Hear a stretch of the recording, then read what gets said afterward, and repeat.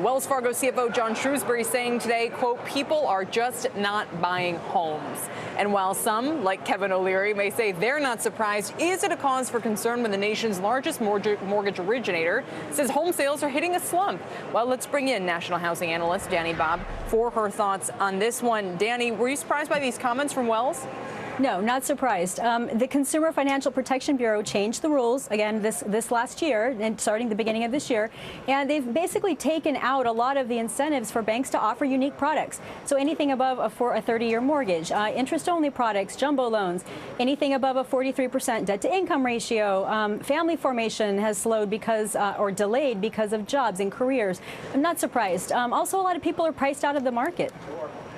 Yeah, it's been a big move, Jason. Yeah, I would say it also fits in neatly, really, with the president's talk about student loans. I think that there's a real problem in terms of household formation here. You've created a new generation which is having a difficult time finding new jobs, finding a time to settle down or the money to settle down.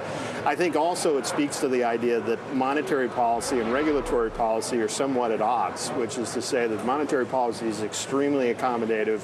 By the same token, only about half of Dodd-Frank has been completed. So the regulatory apparatus is still quite restricted. So do you think it gets worse, Jason and Dani both? I mean, I'd like you both to say just how bad you think things could get in the months ahead then.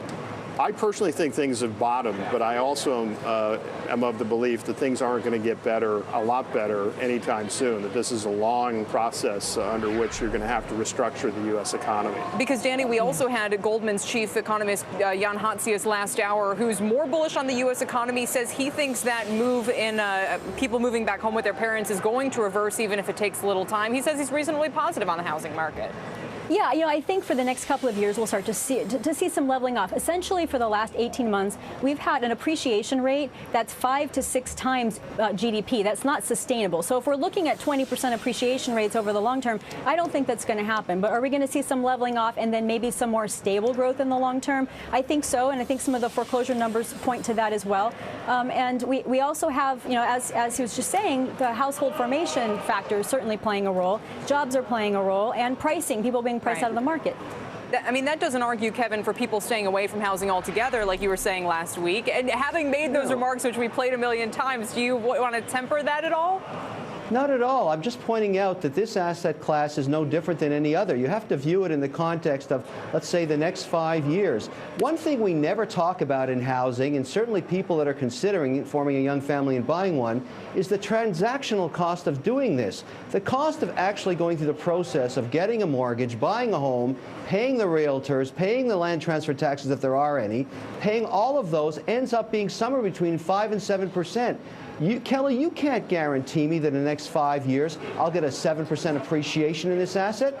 That's why my argument is keep your money. Don't invest it in a mortgage. Invest it in something else, like maybe the market or bonds, which at least with certainty have some return, versus buying this asset class. I hate this asset class right now. In a rising rate environment, isn't that when you're supposed to invest in something when everybody hates it?